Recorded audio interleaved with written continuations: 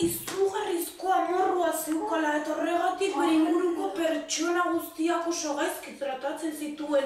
Bere ama, bere aita, bere lagunak, bere irakasleak, bere inguruko pertsona guztiak oso gaizki tratatzen zituen. Baina behin, bere guraso, bere aitarekin hitz egiten zegoela, bere aitari oso gaizki hitz egin zion.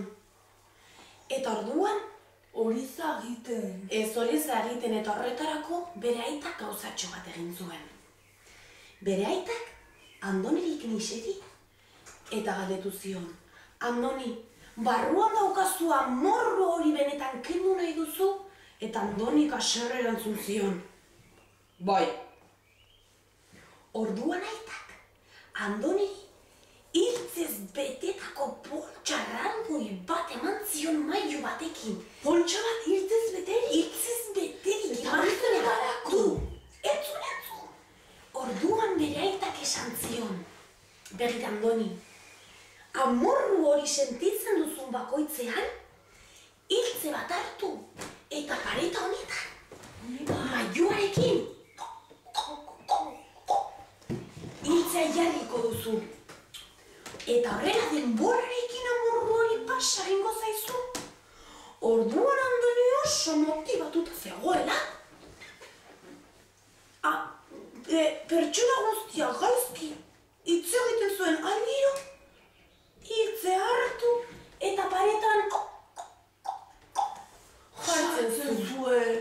Orduan gertatu zen, azkenean hiltzez betetako pareta bat bilakatu zela. Pareta osoa hiltzez bete zitzaion. Pareta osoa hiltzez bete zitzaion. Pelas.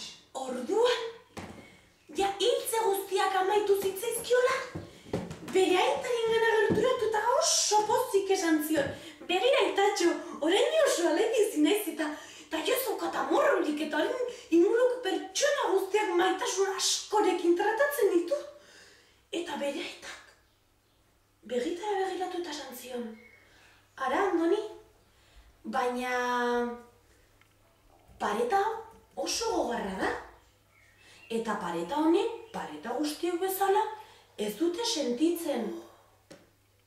Eta niri gaizki hitz egin didazun aldi bakoitzean, hiltze bat bihotzean sartu didazu Andoni, eta kriston min egin didazu nire barruan. Orduan Andoni triste. Bere aitari begiratu eta esan zion, aita, barkatu, baina nire zun nahi. Zu triste egotea, lehen amorruan eukalako genuen, baina orain ez daukat amorrurik. Orduan aitak berriro ere errepikatu zion. Begira Andoni, orain hiltzez bete duzun pareta guzti hau? Hiltze guztiak kenduko dizkiozu pareta honi? Eta gero, hobeto sentituko zara.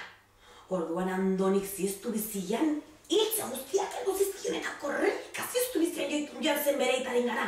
Eta esan zion ala eta begira hiltze guztiak kendu dizkiot eta haren pareta jazago triste. Eta orduan aitak berriro errepikatu zion. Jope, baina begira, orain pareta zuloz beteta dago. Eta nik badakit, barkamen askatu didazunez, badakit berriro ez duzula errepikatuko. Baina agian, pertsona baten bihotzean, zuloren bat utzi duzu. Orduan Andoni triste geratu zen. Eta aitak esan zion, baina lasai maitia.